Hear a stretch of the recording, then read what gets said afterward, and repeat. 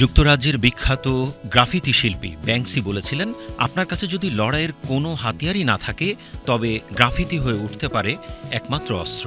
রাজধানী ঢাকার দেয়ালগুলো যেন এখন ব্যাংকসির ভাষায় সেই অস্ত্রে শানিত এক মুক্ত গ্যালারি।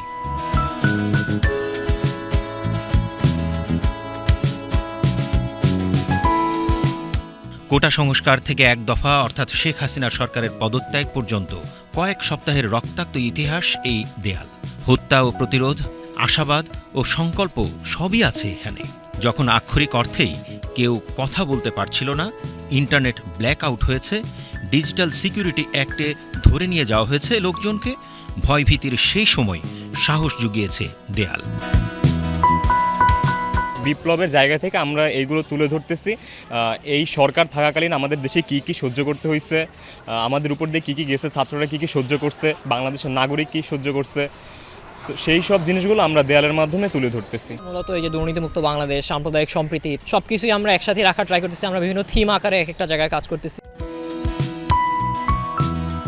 5 আগস্ট চূড়ান্ত বিজয় অর্জনের একদিন পর থেকেই মূলত দেয়ালে দেয়ালে মননশীল গ্রাফিতি অঙ্কনের উদ্যোগ নেয় শিক্ষার্থীরা।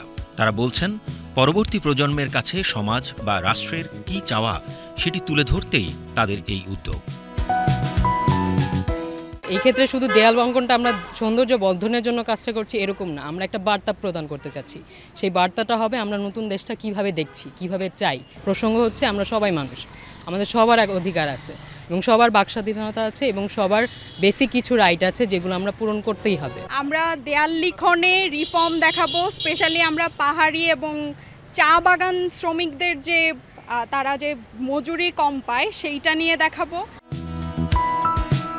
রাজধানীর ধানমন্ডি, মোহাম্মদপুর, মিরপুর, ঢাকা বিশ্ববিদ্যালয় এলাকা, new Bailey road, science laboratory, Rampura, Bangladesh television সহ বিভিন্ন এলাকায় গ্রাফিতি চোখে পড়ছে। শিক্ষার্থীদের আঁকা শিল্পকর্ম নজর কেড়েছে পথচারী সহ সাধারণ মানুষের। তাদের প্রত্যাশা, শিক্ষার্থীদের এই শিল্পকর্ম আগামী দিনে বাংলাদেশকে একটি স্বৈরাচারমুক্ত, গণতন্ত্র ও উন্নয়নের দেশ হিসেবে পুনর্গঠনে সহায়তা করবে।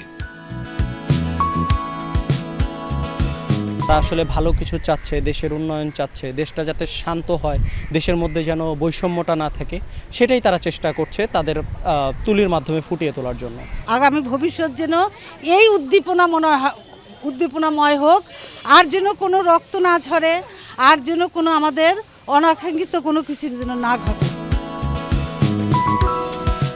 তবে সময় গড়ানোর সাথে সাথে এইসব দেয়াল লিখন বা শিল্পকর্ম হয়তো এক সময় হারিয়ে যাবে বা নষ্ট হয়ে যাবে। সবার জন্য নতুন বাংলাদেশ গড়তে আগামী প্রজন্মের কাছে শিক্ষার্থীদের এই বার্তা যাতে কোনোভাবেই হারিয়ে না যায় তা সংরক্ষণে জোর তাগিদ দিয়েছেন বিশেষজ্ঞরা। যারা ডকুমেন্টারি করেন তাদের উচিত গ্রাফিতিগুলো তুলে রাখা, যেন পরবর্তী প্রজন্ম দেয়ালের লিখন মুছে গেলেও সেগুলো যেন আবার রিমাইন্ড করতে পারে তাদেরকে আমরা আসলে কী জন্য রক্ত দিয়েছিলাম আর আমরা কি চাই। আমি প্রথম 2-1 দিন দেখার পরে বললাম যে এইগুলো তো কদিন পরে হারিয়ে যাবে।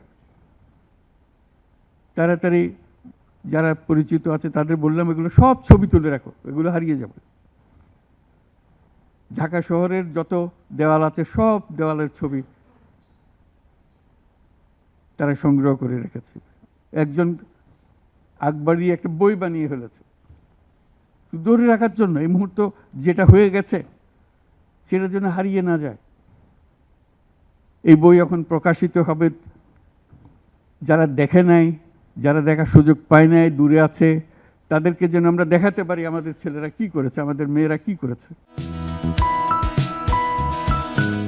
যে স্বপ্ন আর চেতনাকে সামনে রেখে ছাত্র জনতার স্বৈরাচার বিরোধী 24-এর গণবিপ্লব সংঘটিত হয়েছিল তা সমুন্নত রাখতে শিক্ষার্থীদের এই দেয়াল লিখন ও চিত্রকর্ম যুগ যুগ ধরে এদেশের মানুষের কাছে বাতিঘর হয়ে থাকবে প্রত্যাশা বিশেষজ্ঞদের।